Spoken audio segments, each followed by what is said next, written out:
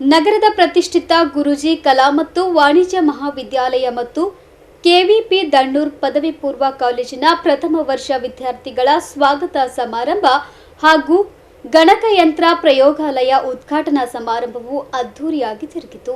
ನಗರದ ತಾಜ್ ಸುಲ್ತಾನ್ಪುರದ ರಿಂಗ್ ರಸ್ತೆಯ ಬಳಿ ಇರುವ ಗುರೂಜಿ ಕಲಾ ಮತ್ತು ವಾಣಿಜ್ಯ ಮಹಾವಿದ್ಯಾಲಯ ಮತ್ತು ಕೆವಿಪಿ ದಣ್ಣೂರ್ ಪದವಿ ಪೂರ್ವ ಕಾಲೇಜಿನ ಪ್ರಥಮ ವರ್ಷ ವಿದ್ಯಾರ್ಥಿಗಳ ಸ್ವಾಗತ ಸಮಾರಂಭ ವಿಜೃಂಭಣೆಯಿಂದ ಜರುಗಿತು.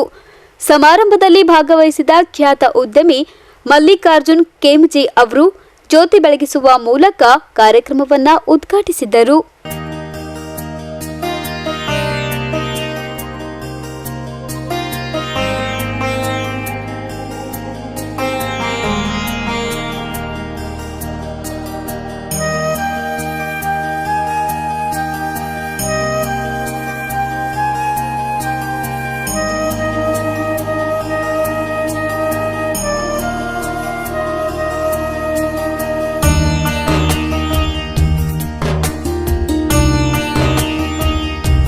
ಈ ವೇಳೆ ಮಾತನಾಡಿದ ಗುರೂಜಿ ಕಲಾ ಮತ್ತು ವಾಣಿಜ್ಯ ಮಹಾವಿದ್ಯಾಲಯ ಮತ್ತು ಕೆವಿಪಿ ದಣ್ಣೂರ್ ಪದವಿ ಪೂರ್ವ ಕಾಲೇಜಿನ ಕಾರ್ಯದರ್ಶಿಗಳಾದ ಕಲ್ಯಾಣ್ ಕುಮಾರ್ ಶೀಲವಂತ ಅವರು, ಗುರೂಜಿ ಕಲಾ ಮತ್ತು ವಾಣಿಜ್ಯ ಮಹಾವಿದ್ಯಾಲಯ ಹಾಗೂ ಕೆವಿಪಿ ದಣ್ಣೂರ್ ಪದವಿ ಪೂರ್ವ ಕಾಲೇಜು ಕಳೆದ ಹಲವು ವರ್ಷಗಳಿಂದ ಶೈಕ್ಷಣಿಕ ಸಭೆಯಲ್ಲಿ ತೊಡಗಿಕೊಂಡಿದ್ದು ಈವರೆಗೂ ಹಲವು ವಿದ್ಯಾರ್ಥಿಗಳ ಭವಿಷ್ಯವನ್ನ ರೂಪಿಸಿದೆ ಎಂದು ತಮ್ಮ ಅಭಿಪ್ರಾಯವನ್ನ ವ್ಯಕ್ತಪಡಿಸಿದರು.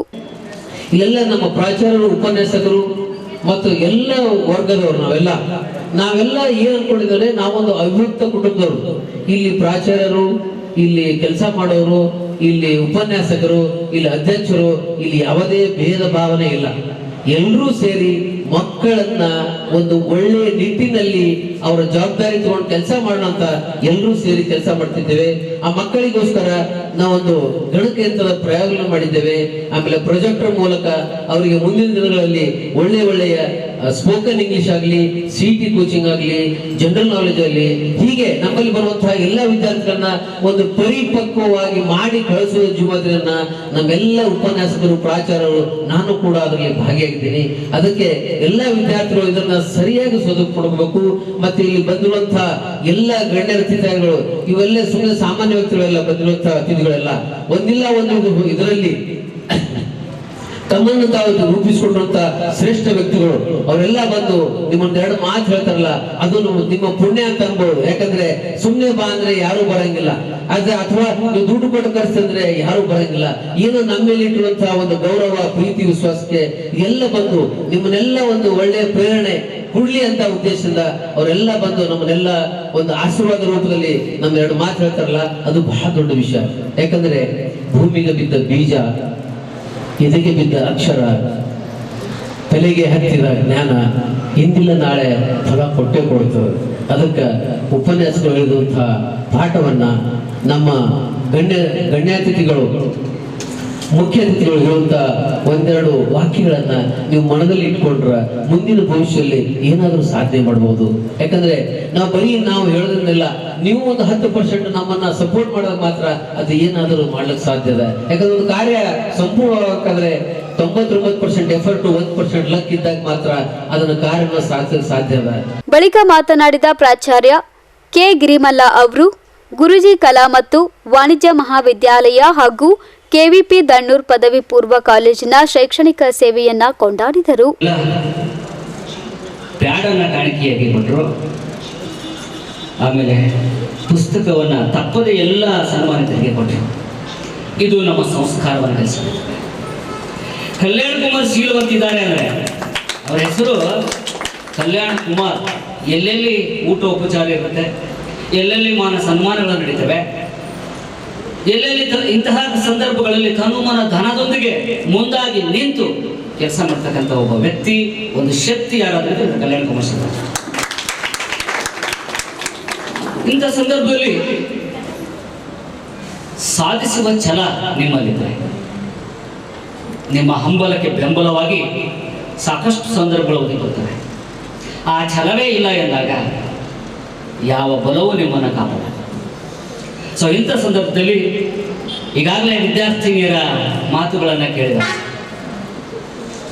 ನನಗೆ ಶಾಲೆ ಹೊಸದು, ಸಂಖ್ಯೆಗಳ ಕೊರತೆ ಇದೆ ಅನ್ನುವಂತಹ ಈ ಮಾತು ಏನಿದೆ, ಕಲ್ಯಾಣ ಕುಮಾರ್ ಶೀಲವಂತರವರು 900,000 ವಿದ್ಯಾರ್ಥಿಗಳನ್ನ ಕಲೆ ಹಾಕಿ ಸಂಸ್ಥೆ ನಡೆಸಿರ್ತಕ್ಕಂಥ ಅನುಭವ ಅವರಿಗಿದೆ. ಇಂದಿನ ನಾಳೆ ಈ ಶಾಲೆಯಲ್ಲಿ ಅಡ್ಮಿಷನ್ ಸಿಗದಕ್ಕೂ ಕೂಡ ರೆಕಮೆಂಡ್ ಬರ್ತಕ್ಕಂಥ ಕಾಲ ದೂರ ಇಲ್ಲ. ಯಾಕಂದ್ರೆ ಅಷ್ಟೊಂದು ಕಾಳಜಿಪೂರ್ವಕವಾಗಿ ಸಂಸ್ಥೆಯನ್ನು ನಡೆಸತಕ್ಕಂತಹ ಅನುಭವ ಮತ್ತು ಯಾವತ್ತೂ ಒಂದು ಬಿಸಿನೆಸ್ ದೃಷ್ಟಿಯಿಂದ ಕಾಲೇಜು ನಡೆಸಿದ ವ್ಯಕ್ತಿಯವರಲ್ಲ, ಒಂದು ಸಮಾಜದ ಸೇವೆಯನ್ನು ಮುನ್ನಿಟ್ಟಿನಲ್ಲಿ ಕಾಲೇಜನ್ನು ತೆಗೆದುಕೊಂಡು ಹೋಗ್ತಾ ಇದ್ದಾರೆ.